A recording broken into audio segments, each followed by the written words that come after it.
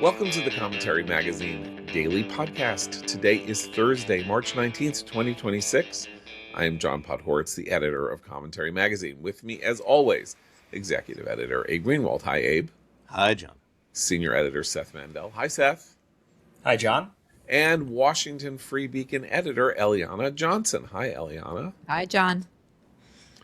Abe, last night on our text chain, you said you were feeling a little weird because you find yourself constantly distracted from the facts of the war or the details of the war or the larger picture of the war by the gnat-like swarms of negative commentary coming from the woke right. And that, you're like going insane with this. And yet you said you think it's important nonetheless that your attention is distracted in this way. And I just want to point out one thing and then ask you to explain it, which is Joe Kent, the person who resigned on Tuesday from the National Counterterrorism Center job, saying he could no longer countenance having to support the war in Iran, and then saying that this was a war for Israel and that his first wife had died in a war manufactured by Israel when in fact she died because she was an intelligence officer dealing with the Syrian civil war, which involved ISIS, Syria, Iraq, and the United States and had nothing to do with Israel. That Joe Kent went on Tucker Carlson's podcast and started saying some new crazy stuff, that he wanted to investigate Charlie Kirk's murder because he thought that somebody was involved with the unambiguous shooter Tyler Robinson on the and that he was thwarted in his effort to investigate this, obviously meaning Israel. And so what is it when you say like it's driving you crazy because you obviously want to think like these people don't matter and they're all crazy and it's ridiculous and why are they distracting my attention? But please sort of lay that out. So yeah, when the war was first launched, obviously my only consideration about its outcome had to do with the war itself. In what state would it leave the Iranian regime, if indeed it will leave the regime in place? In what state will it leave the Middle East, and what that means for American security and the security of our allies and the security of the West? But the woke right contingent that you're talking about has gone so crazy that they've made it about something else that unfortunately is, I fear, as important for the future of the United States, which is to say that they've made it about whether or not the American right is going to be anti-American and anti-Jewish. And if it is, then, as I said in another newsletter a few days ago, that's national suicide, because we have one of the two major political sides who have already who has already elevated that a version of that worldview. We can't have both. We can't have competing visions of national destruction. So this has sort of become a war for everything in a weird way. It's a war for the actual physical geostrategic and geopolitical security of the U.S. and its allies, but it's also a war over the right, which I think needs to be the anti-American right must find itself in the wilderness at the end of this war, just as the regime in Iran must.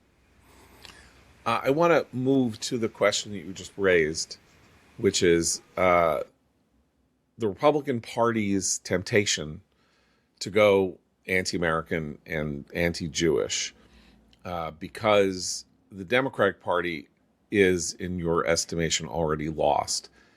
is weirdly bolstered by this story that Eliana published in the Washington Free Beacon yesterday by John Levine about Zohran Mamdani's wife, Rama Duwaji. Eliana, for some reason, we've had this thing where Rama Duwaji, they've been married for less than a year. She's an illustrator. So the story came out that she had illustrated this book, done illustrations for this book by someone named Sarah Abdulwaja, who is a frank and open terrorist supporter. And that Susan, excuse me, I'm sorry. And that she provided the illustration for a short story that she'd written. The short story published by an entity called Slow Factory that has long been, the Free Beacon had covered Slow Factory before, and Slow Factory's long been a outspoken supporter of terrorism and terrorist activity. So when this story came out, oddly, Mayor Mamdani came out and said, A, my wife is a private citizen, so leave her alone. That's not odd. But B, she had no idea. She didn't know. She was just, she was hired for piecework, like any good Gen Z, whatever, worker. Yeah, she had nothing to do with this woman. She had nothing to do with this woman, didn't know what it was, and she didn't, and all of this. Now, the reason I think it's odd is that then John Levine of your staff finds extensive posting by Rama Duwaji about supporting, in which she has exactly the same views as the person whose article story she illustrated. And then number one, number two, that we know now also from other things that the Mamdani family and Ms. Abdulwaja have years of relationships and connections in common. So he just went out before a mic and lied about something that was due to come out 2 or 3 days later. And he's been pretty good, it seems to me, in the world of trying to say, look, I'm not going to pretend I'm not who I am. I don't like Israel. I'm going to say that on St. Patrick's Day. I'm going to talk about genocide in Israel on St. Patrick's Day, because that's really what that wonderful celebration of, Irish nationalism is about. And I am who I am. And this, for some reason, took this weird turn where he thought that he could get away with saying that these connections didn't exist. But I think they get to the deep point that, this sort of leading figure in the future of the Democratic Party coming out of nowhere, winning this amazing election last year when he was an unknown 9 months, 6 months before there was a vote cast, and what he represents, there's still something there where he is worried that there are lines that he can't cross and that maybe he can lie his way out of. But this does connect to Abe's point, which is the Democrats are lost. What will it mean for America and for America's relation to Jews and all of that if the Republican Party is lost? Well, a couple of things. First of all, they're a perfect couple. And the idea that he would be married to a woman with views that are equally, if not more, radical is, of course, quite easy to understand. And the idea that his wife is a private citizen is preposterous. The wives of politicians are not private citizens, and their views matter. The input. And she worked on his campaign. Yeah. And she designed his logo. She was in charge of the sort of visual She's presentation a public-facing of the campaign. artist who does public, exhibitions of her art and is very famously an anti-Zionist artist. She has her own, even aside from him, she's a public figure. There's just no question about it. Right. And so the whole hubbub about the illustration she did for the Slow Factory story came after a report that she had liked posts celebrating October 7th from Slow Factory, and now comes John Levine's report in the Free Beacon that she had put up posts in her late teens between the ages of 17 and 20 glorifying and celebrating Palestinian terrorists, including Layla Khaled, who was the female hijacker of planes in 1960 and 1970, got cosmetic surgery so she could go back and do it a second time. And, talking trash about the American military. So yes, that's who Mamdani is. That's who he's married to. And Abe, going back to your point, I was thinking when you were texting last night that domestically, it's possible that the debate playing out on the right over the war in Iran, which is, I would say, turning up the volume on the conspiratorial right, may in fact have a hygienic effect. And for a long time, we've marveled, since 2016, we've marveled at the fact that people are so loyal to this president. And he said, I could shoot somebody on Fifth Avenue and not suffer the consequences.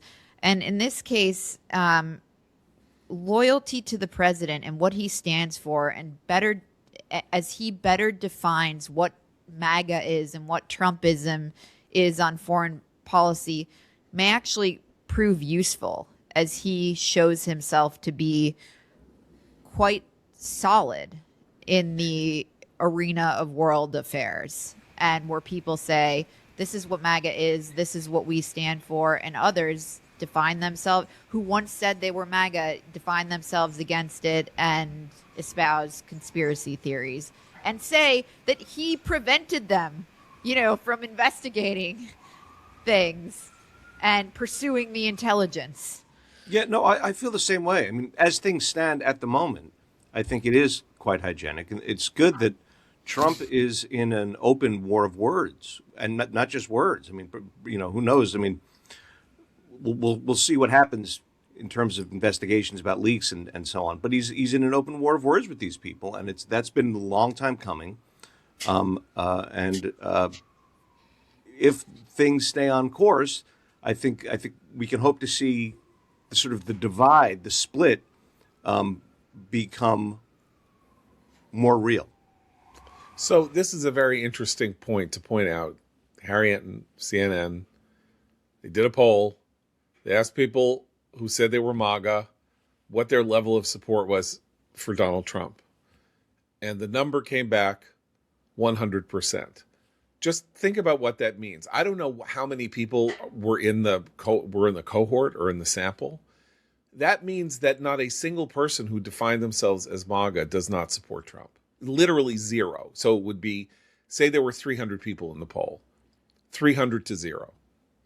According to other polling, the Republican Party, not MAGA specifically, but the Republican Party is supportive of the war and Trump 85 to 90 to 15 to 10, depending on what poll you're looking at. So the anti-war contingent on the woke right is, without question, a rump. It is a outlier cult.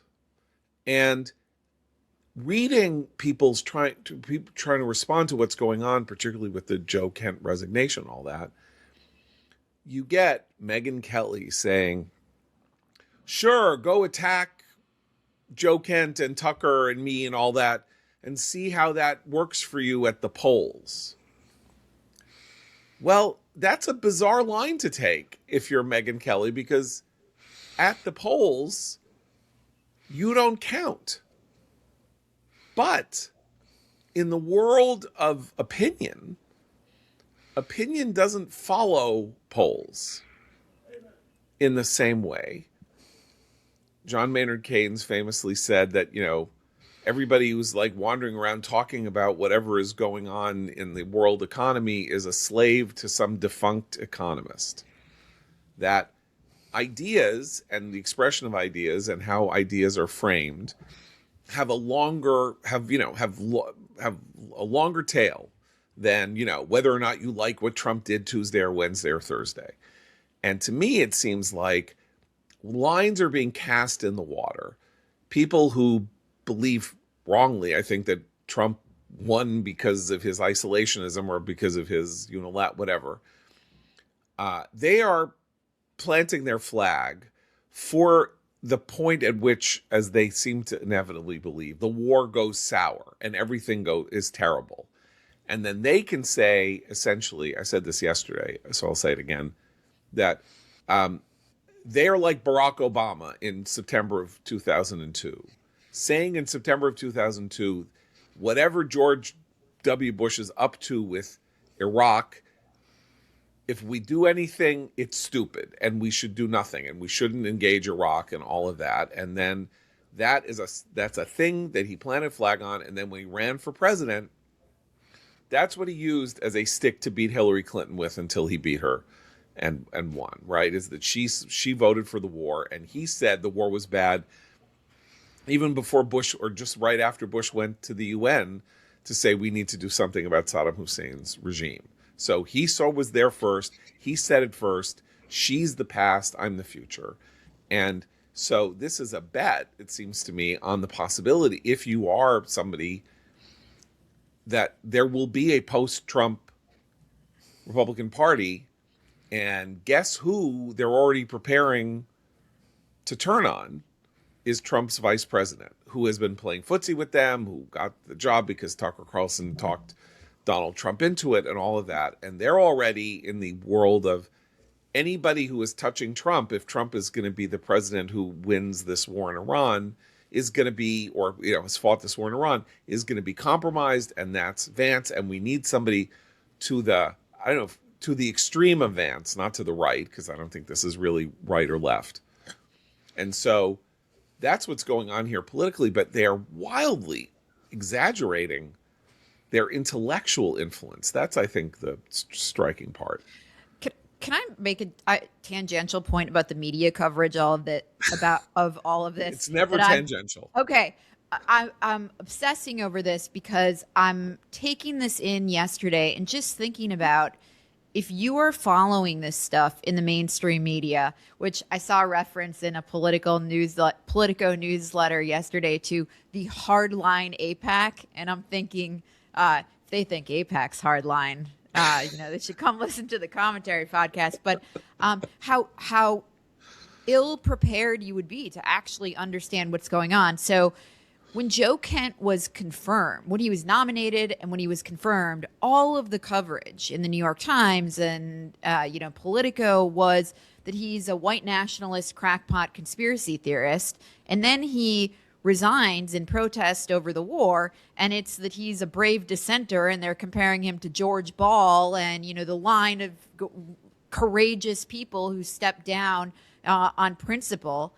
And then there was a long New York Times piece by Robert Draper yesterday that talked about the rise of Islamophobia on the right, when in fact what this war is actually turning up the volume on is anti-Semitism on the right, and the debate over how much tolerance there's going to be over anti-Semitism. So the Draper piece says that the Trump administration's war against the Shia nation of Iran could exacerbate Islamophobia, which started, it didn't materialize out of nowhere. It began with the taking of 66 hostages in the embassy. And as we're talking, I'm thinking, there is such an interesting story to be written about the role of the Tucker Carlsons and the Megyn Kellys, who are now quoted as, like Tucker Carlson's quoted in this story, and they're becoming friendlier. Tucker personally is becoming friendlier to Islam and saying Islamophobia has no role in any of this. It's exactly the opposite of what you're reading. And anyhow, all of this just struck me as how ill-suited you would be to understand what's actually happening in our corners of the world from reading all of this mainstream coverage, where the debate is really over. What is our relationship with Israel going to be like? How much tolerance will there be for anti-Americanism and, anti-Jewish sentiment on the right? And what role will America play in the world? Seth, we're in this position yet again, where maybe for the first time, Israel gets pulled into conversations in which it does not belong. Like Joe Kent pulling Israel into the conversation about his first wife, Heather. Or St. Patrick's Day. Or St. Patrick's Day, right on the other side. But that war manufactured by Israel is ISIS attempting to establish the Islamic State in Syria and Iraq. Where Israel factors into that, you literally would have to find the brainworm in his head if he believes what he's saying. The Times also did an entire piece on Kent's wife and did not mention that in his resignation letter he blamed Israel incorrectly for her death. Right. So obviously it's a tragic death. She was serving her country. I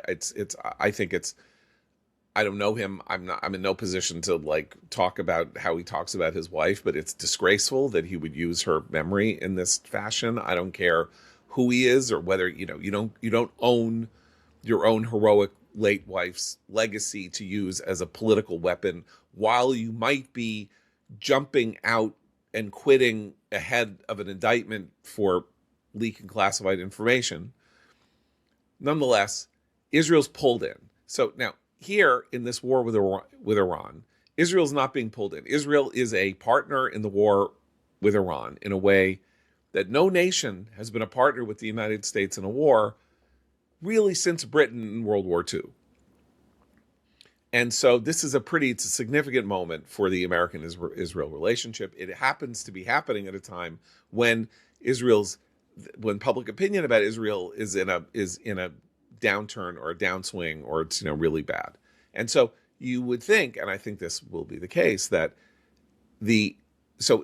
it's okay to talk about Israel and America in relation to the war on Iran. That is not like talking about how there's a war for Israel when the United States goes to war with Saddam Hussein to liberate Kuwait, and Pat Buchanan says this is a war for Israel, which was, you could say it was demented, but in fact it was really evil. He knew perfectly well it wasn't a war for Israel. He was just he's still alive, but he was just a disgusting anti-Semite and wanted to tag Israel with the idea that if an American died, a Jew had the blood. If Leroy Brown, as he said in one of his things, died in the desert of Saudi Arabia, that it was Jewish money and malefaction that led to that death. So that's 36 years ago. So here we are. That's the same. That is what we're dealing with here, which is the the point you're approaching is that when they say Israel, what they're doing is regulating the discussion of American politics in a way that casts doubt on the legitimacy of American Jews' participation in those politics. And so it's, it sounds crazy, the conspiracy theory is that Israel caused and Israel made this war, Israel this and that. But it's really similarly with the BDS movement, the boycott, divest, and sanctions movement in America is not hurting Israel's bottom line. There's a fight over Ben and Jerry's or whatever. It's, every so often an ice cream shop may have a real PR crisis on his hands. But nobody, the boycott, divest, sanction is not actually bringing Israel's economic standing down. Even the war didn't bring Israel, right? It's getting, its ratings are already going up post-war, from credit agencies and stuff like that. What BDS does is make it really uncomfortable for Jews in America to be in any of these places, to be in universities where BDS is extremely popular, to be, in any sort of those institutions, the environment, the protest groups, right? All the left activism, So I saw Noah Smith comment on Twitter last night that, somebody was asking what happened to climate change, and Noah said, he's a man of the left, and he said, Palestine ate climate.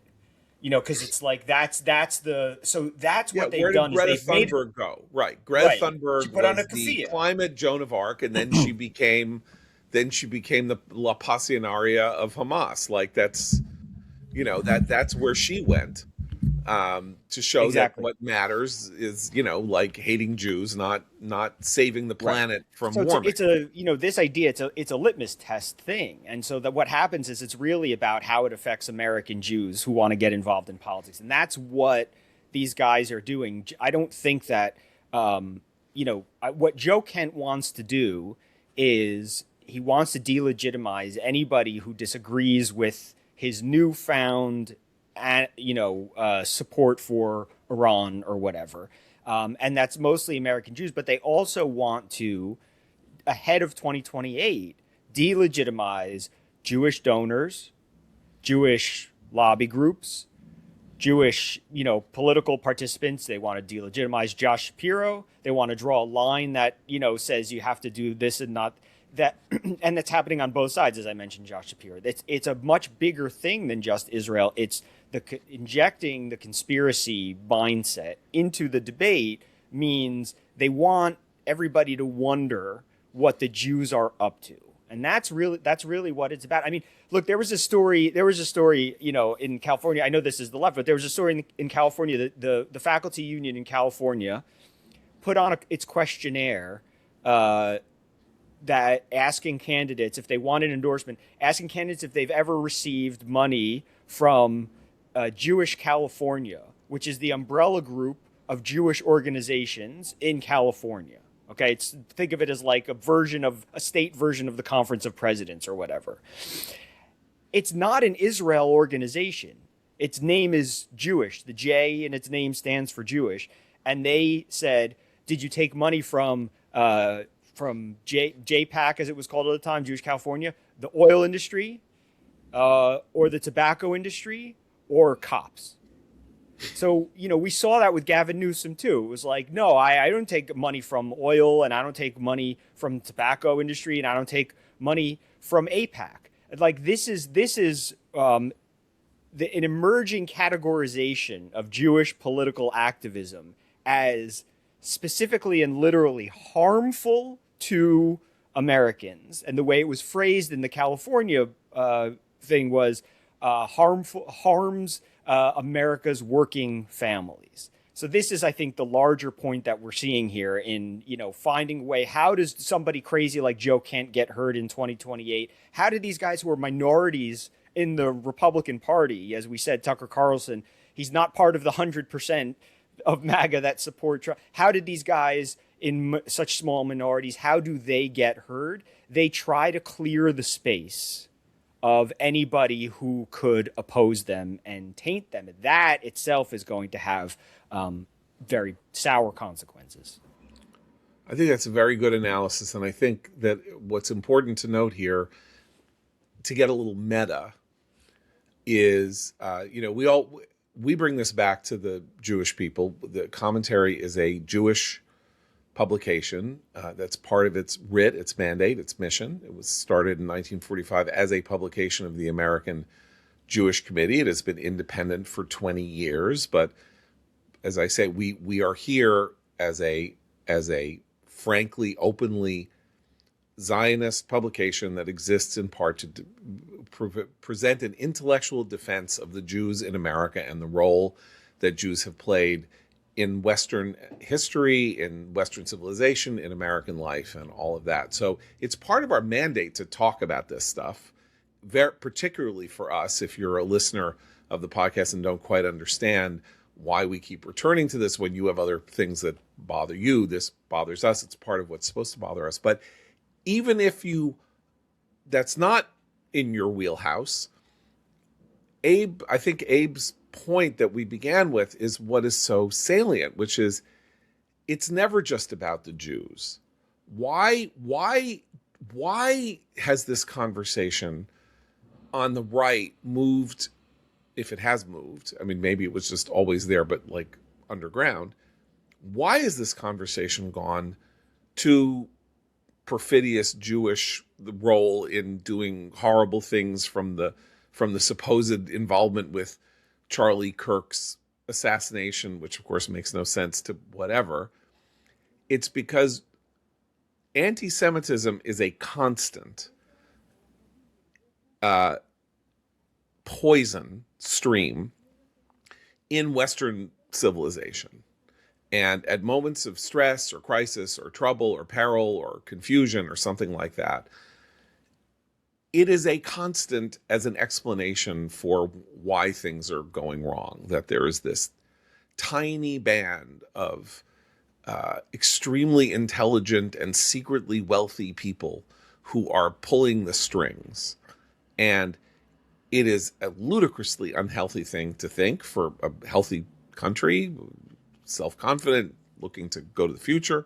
But aside from being unhealthy in that way and dangerous to us, like physically potentially dangerous to us and our children and all of that, it's a poison that enters the bloodstream, and then it leads you into all kinds of, it goes into other rivulets and affects other ways of understanding how the world works, which is this conspiracy-driven idea that there is a world behind the world where secret people are manipulating everybody, and you as a self-governing citizen are just a puppet on a string being controlled by a cabal. And that could be Jews, it could be bankers who are often Jews, it could be the health establishment, or it could be 10 billion other things. And it eats away at the idea that we are all self-governing citizens and that we have it's ruinous to a self-governing polity to have people believe that nothing they do matters because they're not actually self-governing. Right. But it's purposefully ruinous. I mean, I think when you look at the likes of Tucker Carlson, I'm loath to even mention his name. It's about using Jew hatred as a means of civic destruction. These people want to bring down the present order, just as their mirror image. As their mirror images on the left want to do. It's not a mistake that the dissident right is supportive of America's enemies, from Iran to Russia to Venezuela under its previous state. This is about destroying the American-led order from within. That's what all their rhetoric leads to. It's an attack on Trump. It has been an attack on Trump since before the war in Iran was launched. I mean, it is about going against what he has been trying to preserve or save or return to in his way. I want to use an example of the intellectual corruption or the kind of disease here in a person that I am very sad and sorry. Someone I've had many disagreements over the years, have worked with, have known for 40 years, was an editor of, have published in commentary, a person that I have great intellectual respect for, or did, Christopher Caldwell. Christopher Caldwell worked at the Weekly Standard with me. He is a person of great intellectual scope, of literary highbrow, writes brilliantly about poetry and literature, has written a couple of very profound books about American history, about the changes in Europe's civilization, and others, but very much lined up with the Claremont Review and others as sort of a voice of, as an expositor, explainer, and representative of the possibility that Trumpism, beginning in 2016, represented a new force in American politics. And Chris does have very serious isolationist tendencies. He has written a piece for The Spectator in Britain, and I'm going to read from it because I think it indicates a degree of intellectual rot that has affected even somebody as sophisticated as he is. And here's what he writes. Trump has escaped other predicaments of his own making, but there is something different about this one, meaning the war in Iran. The attack on Iran is so wildly inconsistent with the wishes of his own base, so diametrically opposed to their reading of the national interest, that it is likely to mark the end of Trumpism as a project. Those with a claim to speak for Trumpism, Joe Rogan, Tucker Carlson, Megyn Kelly, have reacted to the invasion with incredulity. I want to stop here. I'm going to read a little more. Chris is a highbrow intellectual. His claim is that Trump's intellectual movement has now been revealed as irreparably damaged and stained by Joe Rogan, a comedian who did mixed martial arts wrestling. Tucker Carlson, with whom he worked at the Weekly Standard, who is now a lunatic podcaster, and Megyn Kelly, who is a lunatic podcaster. He's not talking about even people that I don't have much respect for, like Michael Anton or Orbanism or Rod Dreher or people like that. He is saying that the people who speak for Trumpism are three lunatic podcasters. That is not an intellectual movement. That is not an ism. They are entertainers, political entertainers. And so he goes on to say, quote, Trump may entertain himself with the presidency for the next 3 years, but the mutual respect between him and his movement has been ruptured and the revolution is essentially over. Trumpism was a movement of democratic restoration. At the center of it was the idea of the deep state. His revolution is essentially over. He's got 100% support from the very people that Chris says here are abandoning him based on the podcasting audiences of Joe Rogan, Tucker Carlson, and Megyn Kelly. Trump's revolution began with this war. That may be the big secret here, which is why they're going crazy.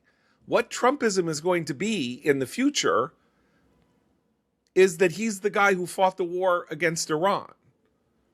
It's not going to be that he drew a line on a map with a hurricane. It's not going to be that he, got rid of moderate Republicans and primaried them. It's not going to be January 6th, though maybe some of it should be January 6th. It's not going to be, there's no Trumpism policy that he did in his first term or that he's done this term that is anywhere near as central to his legacy as this war will be.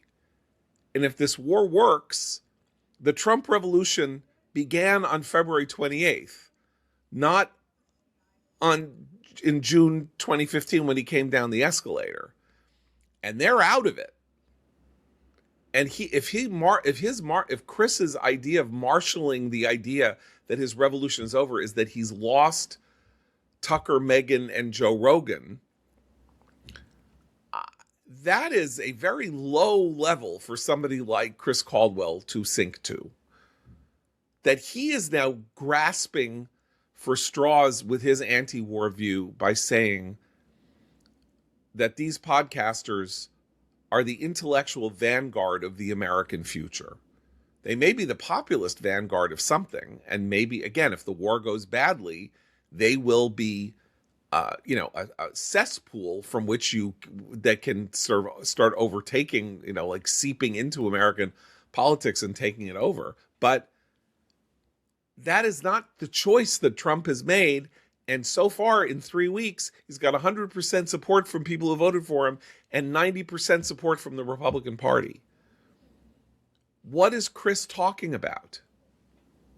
Well, and also it's an example, I think, of the point that Abe was making, not to put words in Abe's mouth, but, when he says in the essay, he has joined Israel in a campaign of aerial assassination and bombardment against Iran, this time of an almost incredible violence, and has wound up trapped. American air power proved sufficient to kill Iran's 86-year-old leader and dozens of schoolgirls, flatten residential apartment blocks, and blow up much of the country's navy, but not to neutralize Iran's missiles, which have been able to rain destruction on America's bases and Tel Aviv's neighborhood. There is an element of this, this is how America behaves at war. That, it's not just get pulled into something by Israel. America is bombing school children. But you've got to stop there, because his description of what Iran has done in response to the United States is a lie.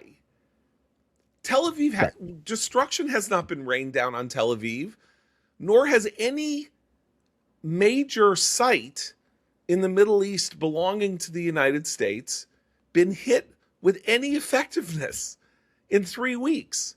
He is, and he's too smart not to know that he is writing bullshit propaganda about how the Iranian response has been injurious and destructive to the United States.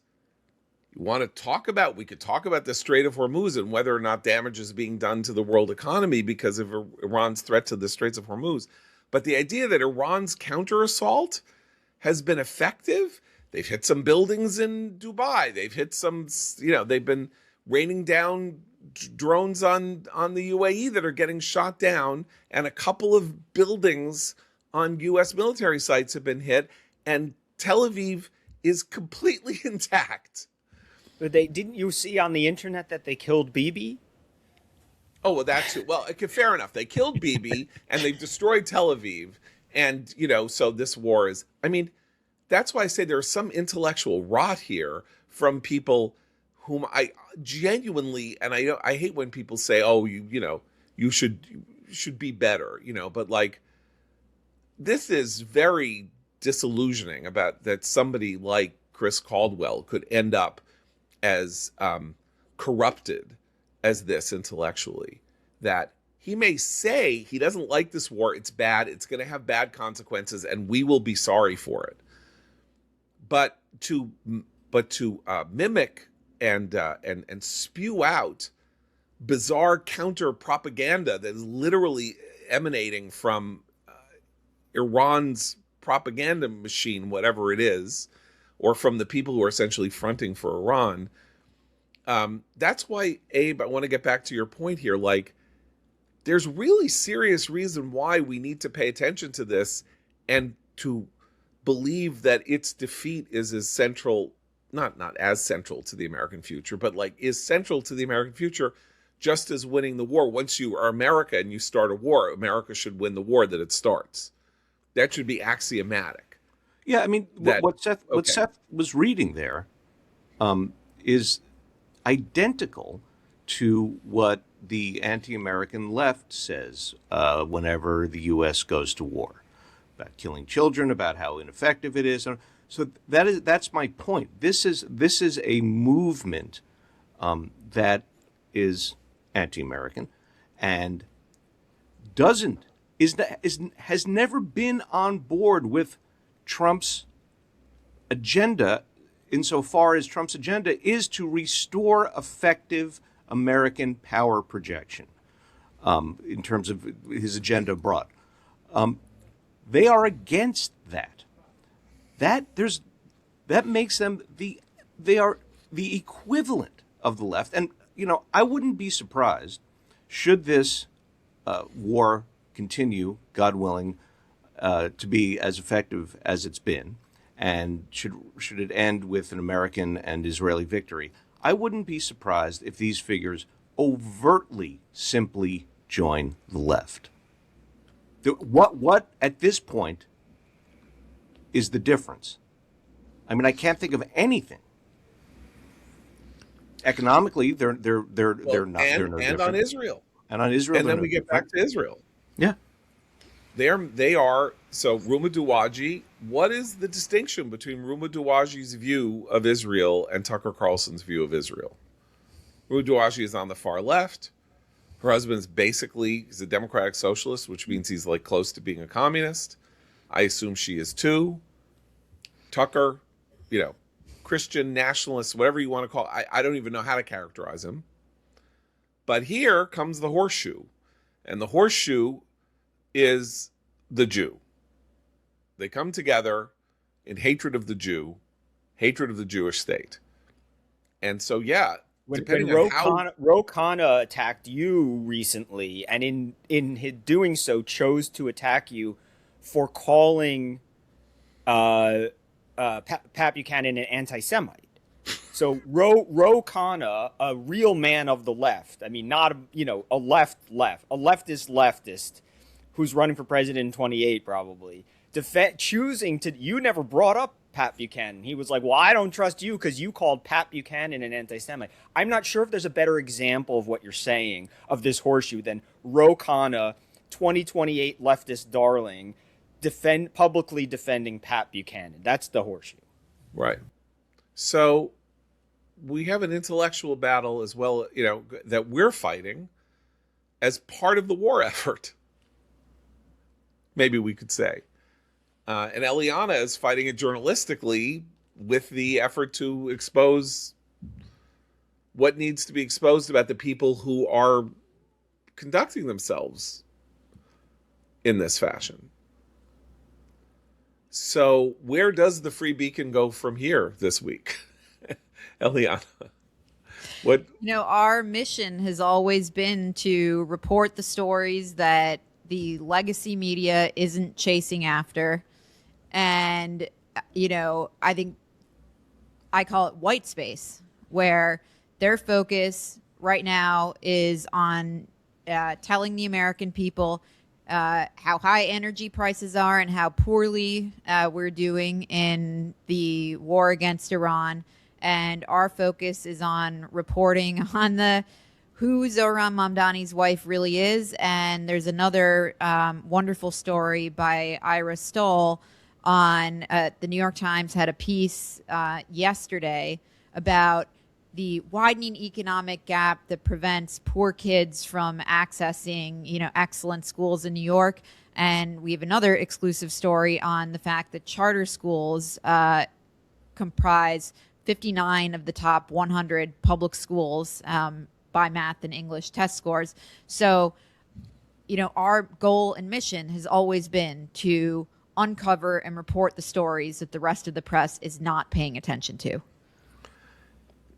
Here, won't tell you about. And here what we have, I think, is my problem, or my central insight, I think, about media bias, having worked in the mainstream media and out for more than 4 decades, is that bias takes a lot of force. Some of it is, like actual made up stuff, or, like claiming things are scandals that aren't scandals, and downplaying scandals that are real.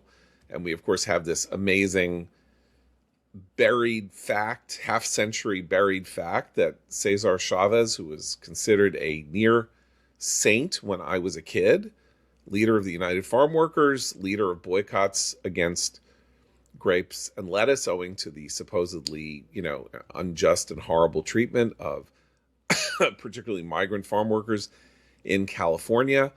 It is impossible to explain, if you are not my age or older, and I'm about to be 65, what a glorified figure Cesar Chavez was in American life. He was sort of like close to Mother Teresa in his self-sacrificing effort to represent the most downtrodden workforce in the world, and find some way to make sure that their lives were better, and that the only real way to do this was to create economic hardship for the people who employed them in the form of boycotts.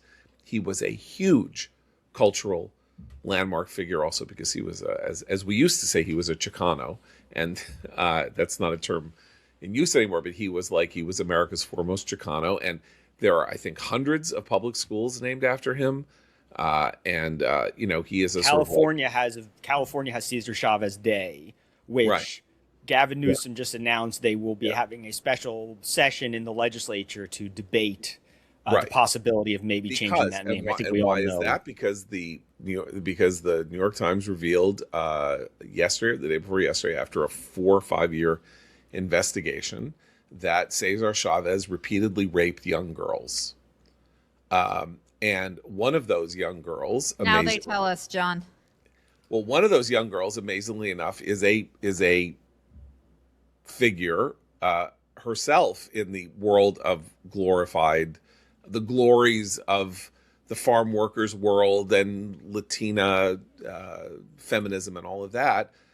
Dolores Huerta, who is herself a legendary progressive figure, and turns out he raped her. I believe she says that she may have given birth to his children. And well, she married his brothers eventually. Right. I mean, right. I the details. I don't know which Chavez the kid came from, but yeah. So, but in any case, he was a serial rapist of young girls, and this was buried for decades and decades, because the people like Dolores Huerta and others did not want to stain their movement with the evil doing of his the figurehead of their plaster saint, who it turns out was their plaster saint. Like, he was not a real saint; he was actually a demon. And I bring this up only to say the New York Times is, I think, very proudly walking around saying, "Oh, we took 4 years. We convinced them to finally come out and tell the truth, and so we're a wonderful and glorified paper." But you know what?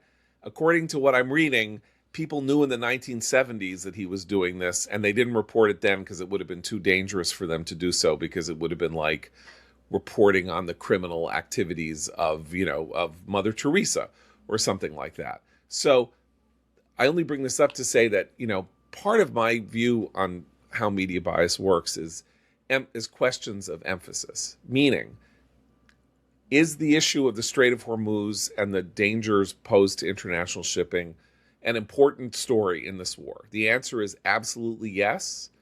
And anybody who says we shouldn't be covering it is, I don't know who that would be, but because, it makes us look bad, or it makes America look bad, is foolish or wrongheaded or propagandistic or something like that. The question is, what is the emphasis? Is the emphasis that Iran is left so desperate that it has nothing left in its arsenal to fight this war, but to threaten international shipping with its drones? Where do you place the emphasis? Is it the Strait of Hormuz was just happy and everything was wonderful, and America and Israel came along and started bombing Iran, and Iran had no choice but to take aim at international shipping? You can't blame them, really. Like, it's their only play. And so, now it's all Trump's fault, and he better figure out how to make this happen, that we can have international shipping, because, Trump sucks. Or Iran's on its last legs and it's trying to destroy the world economy. Maybe everybody should come in on the war and deal the fatal blow before it gets oil prices to $200 a gallon in Europe.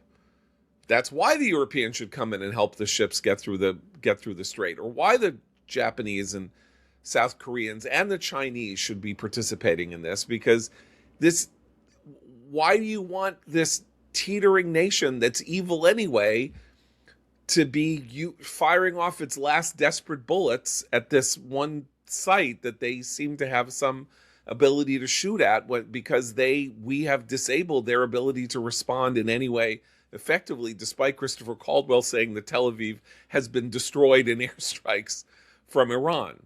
Well, it isn't the fact that they have the ability to disrupt in this way, isn't that fact enough to get the world to say, well, we should do something about that?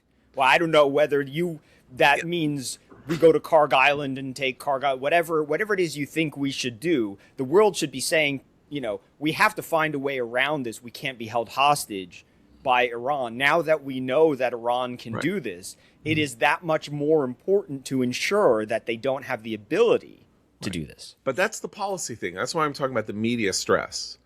So is the stress that Iran is behaving in a way in the Strait of Hormuz that is so injurious to the health of the world economy that it must be stopped?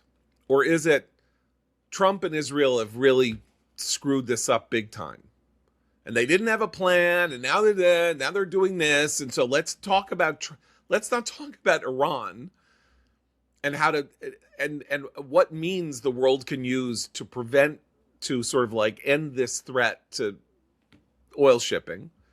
It is, let's talk about how stupid this war is because we're at this point, or something like that. Like, that's why I say the bias involves, you could tell this story in 15 different ways. They're all telling it in one way, which is Trump screwed up. And A, hasn't screwed up yet. And B, so as you said yesterday, Seth, if Iran could always close the Straits of Hormuz at will, then Iran always had the deterrence to prevent its regime from changing or not pursuing nuclear weapons or anything like that. So in fact, you're doing the world a favor by figuring out a way in which you can kill off this regime so that Iranians in the future will not attempt to do this and have policy control, have effective control over world oil shipping. How is that Trump's fault? He's actually, weird sense, this is an attempt to cure this overarching problem that Iran has always been able to hold the world hostage. They want to hold the world hostage. This is their last play, is trying to hold the world hostage here. And so we should all stop them from holding the world hostage, not just America and Israel. But okay, so America and Israel will probably have to do it. Well, and what's interesting is that we saw this debate within the administration too, right, with Vance about the Houthis. When the idea was, when the debate was going on whether we the U.S. should strike the Houthis, that was when that signal chat leaked, the famous Jeffrey Goldberg signal chat with administration, national security insiders and advisors. And part of the debate was, does it matter enough to what happens to these shipping lanes for us to get involved militarily? And Vance's position in the discussions was no. And that's something to keep in mind now, as well as, as this is all happening too, that this has been an argument ongoing between these two factions within the administration and within the right for a while. Right. Abe, finally, you said, so Chris Caldwell says that Trumpism was about domestic restoration and the war against the deep state. You say that what Trump's representing here is a thing that is a through line from the beginning of the first term till now, which is, how does America project power to defend or advance its national interests? In the first term was all economic and relating to trade, and a lot in the first year of the Trump second term was about trade and tariffs. The first was like threatening, China and trying to get them to do things, like unilaterally to satisfy us and calm things down and make trade a little more equal by his lights, right? But whatever that is, that's power projection for the purpose of the pursuit of the national interest. In this term, he has moved inexorably toward military means of projection of power in the national interest. Not only the 12-day war ending in Midnight Hammer, but the war in the Caribbean and in the North, in the Atlantic Ocean, relating to Venezuela's shipping and the drug stuff and all of that, and then of course the extraction of Maduro from Venezuela. A lot of weird talk, kind of very militaristic talk relating to the idea that we could take Cuba, not take it like seize it, but like take it so that the regime falls there. So it's not about the deep state. It's not about what Chris Caldwell and Sohrab Ahmari and everybody fantasize, which is we're going to go inside our own borders and we're going to conduct this like war against progressivism, which I'm all for, by the way. Like war against progressivism. I think particularly this Trump term, he came in and described his agenda as a common sense revolution. To me, the domestic and foreign components are of a piece. It's common sense that we have borders, enforce them. It's common sense that we have officers of the law and laws, enforce them. It's common sense not to waste incredible amounts of taxpayer dollars on absurd left-wing identity studies in far-off lands. Get rid of those. It is common sense that we have the world's strongest, most capable military. We should use it to ensure that the world is a more friendly place for America and American interests. It is all, to me, in that sense, it is of a piece. Now, we can talk about the tariffs, which I think he's just off on. He thinks that's a common sense, but that's what he thinks. So that is what I think this term is about. To me, what you just said there means that we're taking him seriously and literally, and they're not taking him seriously because he's making clear over time what he's about, and they don't like it, so they're pretending that it's not what he's about, or now their eyes are open because you can't unsee a bomb dropping, and they're like, well, he's bad, he's done, he's lost us, he'll fool around for another 3 years, and then somebody like Megyn, Tucker, Nick Fuentes, Joe Kent, Adolf Hitler will come in and save us when when Trump couldn't. I want to make one more point about this: the sudden Trump disillusion among these people. The problem is they fell in love with him, you see, and you're not supposed to fall in love with politicians and political leaders. You're supposed to, assess them warily on the job they do, and respond. When you invest everything, your reason for being, and you turn them into saviors, you are going to be disappointed. They are not having a mind meld or a heart meld with you. They don't exist to redeem the country in exactly the way you see it you think it needs redeeming. So they're all very silly in some sense too. I mean, because they've sort of fallen for this cult, and it's falling apart. You're just citing Psalm 146, Put not your trust in princes, nor in the Son of Man, in whom there is no help. This is the ultimate political wisdom, which is, if you're going to worship somebody, worship God. Don't worship a person. Politicians will invariably disappoint you. Obama disappointed the left. Bush disappointed a lot of people. Reagan disappointed people in his last term. Trump is now disappointing the most, his deepest worshipers in the intellectual class. Put not your trust in princes. This is idolatry, and idolatry always leads you to terrible places. That is the insight of Judaism, by the way, which is, be the change you want to see in the world. You be the change. You are the ones you've been waiting for. No, but yeah, exactly. Like we're a self-governing citizenry. Yes. He works for us. We don't work for him. We'll be back tomorrow. For Seth, Abe, and Eliana, I'm John Podhoretz. Keep the candle burning.